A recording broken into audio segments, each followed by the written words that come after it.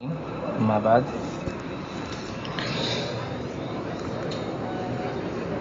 اللہ کی بہت حمد و ثنا ہے اور آپ صلی اللہ علیہ وسلم پر لاکھوں درود و سلام، جنہوں نے نہ صرف اس دین کو ہم تک پہنچایا بلکہ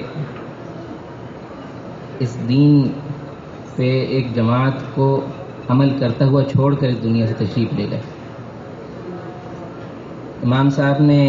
مجھے اور آپ کو وصیت کی، تقویٰ کی، اور کہا کہ اللہ کا تقویٰ اختیار کریں تاکہ ہم پر رحم کیا جا سکے، اور فرمایا کہ اللہ کے رسول صلی اللہ علیہ وسلم کے صحابہ کی سیرت کا علم حاصل کریں، اس کو جاننے کی کوشش کریں، کیونکہ وہ جاہلیت کے گھٹا ٹوپ اندھیرے میں ہمارے لیے روشنی کے مینار ہیں، اور ان کی سیرت پر چل کر، ان کی سیرت کی پیروی اختیار کر کے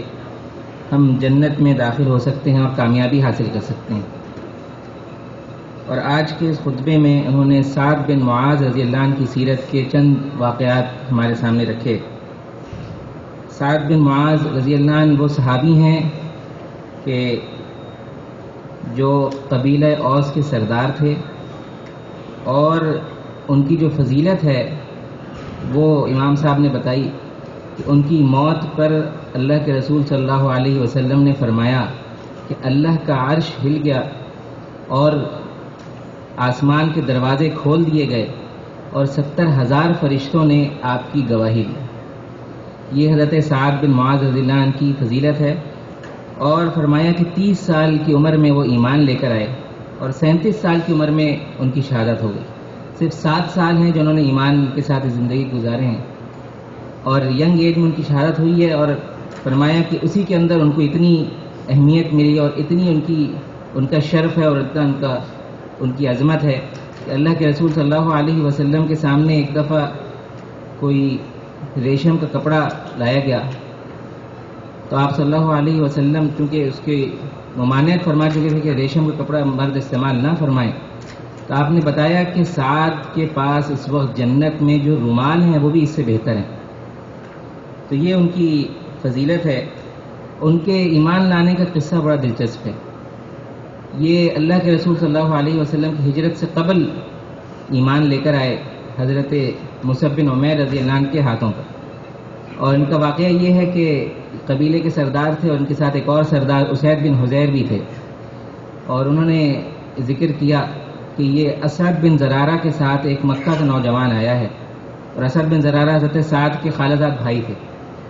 اور وہ ہمارے نوجوانوں کو گمراہ کرتا ہے اور ہمارے معبودوں کی برائی بیان کرتا ہے، تو تم جاؤ اور اسے ایک دن کے اندر اندر نکلنے کا نوٹس دے کر آؤ۔ اسید بن حضیر سے حضرت سعد نے یہ بات کہی۔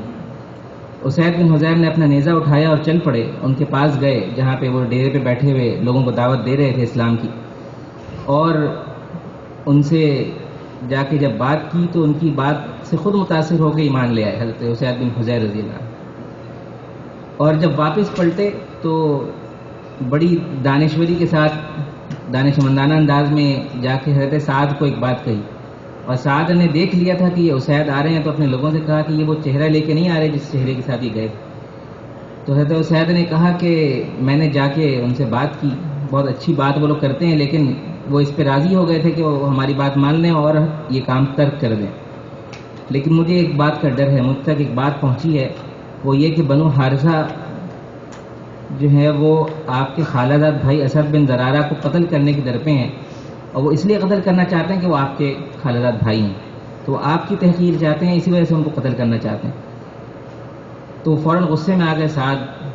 اور نیزہ اٹھایا اور حضرت اسید سے نیزہ چھینا اور اسی وقت چل پڑے۔ جب وہاں پہنچے دیکھا کہ کوئی ایسا معاملہ نہیں تھا، کچھ لوگ جمع نہیں تھے ان کو قتل کرنے کے لیے، یہ محض ایک چال تھی حضرت اسید کی کہ وہ حضرت مصعب بن عمیر تک پہنچ جائیں۔ وہاں پہنچے تو ان کے اوپر ناراض ہوئے کہ تم لوگ یہ کیا کر رہے ہو کہ ہمارے نوجوانوں کو بھٹکاتے ہو، اور اپنے خالزاد بھائی کے اوپر غصہ ہوئے۔ تو حضرت مصعب نے ان سے کہا کہ آپ بیٹھ جائیے، اگر آپ کو ہماری بات پسند آئے گی تو بہت اچھی بات ہے، اگر آپ کو ہماری بات پسند نہیں آتی تو ہم آپ کو ناراض نہیں کریں گے، ہم یہاں سے چلے جائیں گے۔ تو انہوں نے کہا کہ یہ تم نے انصاف کی بات کی، اور وہ بیٹھ گئے۔ حضرت مصعب رضی اللہ عنہ نے اسلام کی دعوت پیش کی اور قرآن پڑھ کے سنایا۔ اسی وقت دل پہ اثر ہوا اور اسلام قبول کرنے کے لیے پوچھا کہ میں کیا کروں کہ اسلام کے اندر داخل ہو جاؤں۔ فرمایا کہ غسل کیجئے اور شہادت دیجئے اور 2 رکعت نماز پڑھیے، اور اس طرح سے وہ ایمان میں داخل ہوئے۔ اور اسد بن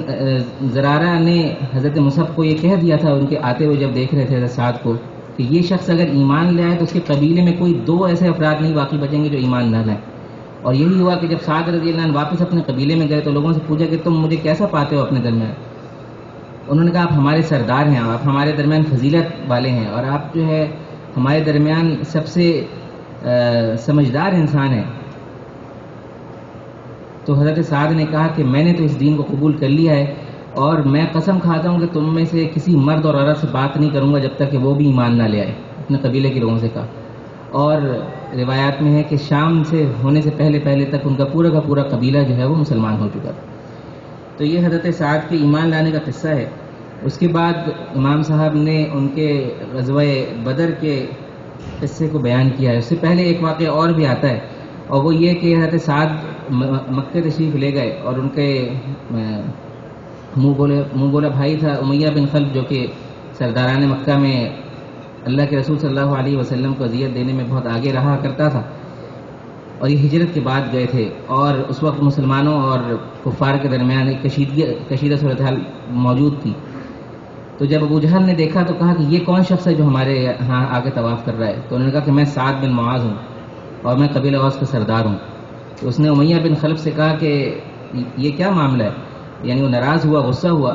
اور سعد رضی اللہ عنہ نے اس کو ترکی بترکی جواب دیا۔ تو امیہ بن خلف نے کہا کہ اس سے ذرا ہلکے بات کرو، یہ ہمارے یہاں کا سردار ابو جہل، ابو حکم کہا کرتے تھے اسے، وہ ہے۔ تو حضرت سعد نے کہا کہ اگر یہ تمہارے یہاں کا سردار ہے تو ہم بھی مدینہ کی شاہراہ تمہارے قافلوں کے لیے بند کر سکتے ہیں جو شام کی طرف جاتے ہیں۔ تو ایمان کے لیے وہاں پہ بھی ثابت قدمی دکھائی، اور امام صاحب نے بتایا کہ غزوہ بدر کے اندر آپ صلی اللہ علیہ وسلم کا جو خیمہ بنا اور تمام جو انتظامات ہوئے اس کو جو ہے سعد بن معاذ رضی اللہ عنہ نے اس کی نگرانی کی۔ اور غزوہ بدر کے سے پہلے جب آپ صلی اللہ علیہ وسلم بدر کی طرف نکلے ہیں تو قبیلہ اوس کی طرف سے سب سے آگے بڑھ کے یہ بات کہی کہ اللہ کے رسول اگر آپ آگے نکلیں گے تو ہم بھی آپ کے ساتھ جائیں گے، اور اگر آپ سمندر کے اندر چلے جائیں گے تو ہم سمندر میں بھی آپ کے پیچھے جائیں گے۔ ہم موسیٰ علیہ السلام کی قوم کی طرح نہیں ہے جو یہ کہا کرتے تھے کہ جاؤ تم اور تمہارا خدا لڑے، ہم تو یہاں بیٹھے انتظار کر رہے ہیں فتح کا۔ تو اتنی شجاعت اور اتنی بہادری اور اتنی اسلام کے ساتھ وابستگی کہ اس کے لیے ہر قربانی دینے کو تیار۔ پھر غزوہ احد کے اندر شریک ہوئے اور ان صحابہ میں شامل تھے جو آخر وقت آپ صلی اللہ علیہ وسلم کے ساتھ ثابت قدم رہے۔ پھر امام صاحب نے ان کے غزوہ خندق کا واقعہ بیان کیا جس کے اندر ان کی شہادت ہوئی۔ غزوہ خندق میں انہیں ایک تیر آ کے لگا جس سے ان کی ایک نس کٹ گئی اور خون بہت زیادہ بہا، لیکن غزوہ خندق میں چونکہ ایک طرف سے کفار آ گئے تھے اور ایک طرف سے بنو قریظہ یہودیوں کے قبیلے نے منافقت کی تھی اور بے وفائی کی تھی، تو سعد رضی اللہ عنہ کے ان کے ساتھ خلیفانہ تعلقات تھے، اور انہوں نے اللہ تعالیٰ سے دعا کی کہ اللہ تعالیٰ مجھے موت نہ آئے یہاں تک کہ یہ بنو قریظہ والا معاملہ جو ہے وہ یہ ختم نہ ہو جائے۔ تو اللہ تعالیٰ نے ان کی دعا قبول کی، اور جب قریش مکہ کے ساتھ جتنے گروہ آئے تھے جنگ کرنے کے لیے، جتنے لشکر آئے تھے وہ سب واپس چلے گئے۔ تو اللہ کے رسول صلی اللہ علیہ وسلم جب مسجد نبی میں تشریف لائے تو حضرت جبریل نے آ کے کہا کہ اے اللہ کے نبی صلی اللہ علیہ وسلم آپ کیا اپنے ہتھیار اتارتے ہیں؟ حالانکہ فرشتوں کی جماعت میں بھی اپنے ہتھیار نہیں اتارے۔ تو آپ صلی اللہ علیہ وسلم نے اسی وقت صحابہ کو جمع کیا اور کہا کہ چلو کوچ کریں اور بنو قریظہ کا جا کے محاصرہ کریں۔ بنو قریظہ کا محاصرہ کیا گیا اور بنو قریظہ نے بالآخر ہتھیار ڈال دیے یہود کے اس قبیلے نے جس نے کہ بے وفائی کی تھی مسلمانوں کے ساتھ اس نازک موقع پہ۔ اور بنو قریظہ نے یہ کہا، یہ اپنی ڈیمانڈ رکھی کہ سعد بن معاذ سے کہیے کہ وہ آ کے ہمارا فیصلہ کریں، ہم ان کے فیصلے پر راضی ہوں گے۔ ان کو ایک گدھے کے اوپر سوار کر کے لایا گیا، بمشکل آئے، اور انہوں نے یہ فیصلہ کیا اپنے ان حلیفوں کے جو سابقہ حلیف تھے اور مسلمانوں کے ساتھ جنہوں نے غداری کی تھی یہودیوں کے اس قبیلے کے ساتھ، کہ ان کے تمام ان مردوں کو قتل کر دیا جائے جو جنگجو ہیں۔ اور ان کی جو جتنی جائیداد ہے اس پہ قبضہ کر لیا جائے اور ان کی خواتین کو اور بچوں کو جو ہے وہ چھوڑ دیا جائے. یہ وہ فیصلہ تھا جو حضرت سعد نے کیا، اور اللہ کے رسول صلی اللہ علیہ وسلم نے فرمایا کہ یہی فیصلہ اللہ کے رسول کا اور اللہ تعالیٰ کا بھی ہے. یعنی اس معاملے میں فرمایا حضرت سعد نے اس موقع پہ کہ میں کسی ملامت کرنے والے کی ملامت کا شکار نہیں ہوں گا، اور میں بالکل حق پہ فیصلہ کروں گا. اور حق کے ساتھ انہوں نے فیصلہ کیا، جو کہ ان کا طریقہ کار تھا کہ مسلمانوں کے مفاد کو دیکھتے ہوئے ان کے اندر یہ جذبہ تھا کہ وہ اللہ کے دین کے اور مسلمانوں کے مفاد کے لیے اپنے آخری حد تک جانے کی کوشش کرتے تھے. پھر انہوں نے ایک اور دعا کی اللہ تعالیٰ سے دعا کی کہ اللہ تعالیٰ اگر قریش کی طرف سے آپ صلی اللہ علیہ وسلم اور آپ کے اصحاب کے اوپر مزید کوئی چڑھائی ہونی ہے، مزید کوئی جنگیں پیش آنی ہے، تو اللہ تعالیٰ مجھے اس وقت تک باقی رکھ، کیونکہ مجھے مزہ آتا ہے اس بات سے کہ میں ان لوگوں سے جا کے قتال اور جہاد کروں جنہوں نے اللہ کے رسول صلی اللہ علیہ وسلم کو اذیت پہنچائی تھی. لیکن اس موقع کے بعد ان کا انتقال ہوا، اور ہم سب جانتے ہیں کہ غزوہ خندق کے بعد کوئی موقع ایسا نہیں آیا کہ قریش مکہ نے آ کے مدینہ پہ پھر کوئی کارروائی کی ہو. یہ وہ مختصر سے واقعات تھے جو حضرت سعد بن معاذ رضی اللہ عنہ کے امام صاحب نے ہمارے سامنے رکھے، اور آخر میں آپ صلی اللہ علیہ وسلم کی وہ حدیث رکھی جس میں آپ صلی اللہ علیہ وسلم نے یہ بشارت دی کہ ان کی وفات پہ، ان کی شہادت پہ اللہ کا عرش جو ہے وہ ہل گیا ہے، اور 70,000 فرشتوں نے اس کی گواہی دی ہے، اور آسمانوں کے دروازے کھول دیے گئے ہیں. امام صاحب نے یہ دعا بھی کی کہ اللہ تعالیٰ ہم سب کو ان صحابی اور ان جیسے تمام اصحاب کی سیرتوں پر عمل کرنے کی توفیق عطا فرمائے، اور ان کی راہوں کا راہی بنائے، ان کے نقش قدم پہ چلنے کی توفیق عطا فرمائے. اسی دعا کے ساتھ اللہ تعالیٰ سے یہ بھی مانگتے ہیں کہ اللہ تعالیٰ ہمیں ہر اس عمل کی توفیق عطا فرمائے جس کا آپ صلی اللہ علیہ وسلم نے سوال کیا، اور ہر اس شر سے ہمیں محفوظ فرمائے جس سے آپ صلی اللہ علیہ وسلم نے پناہ مانگی. وآخر دعوانا الحمدللہ رب العالمین.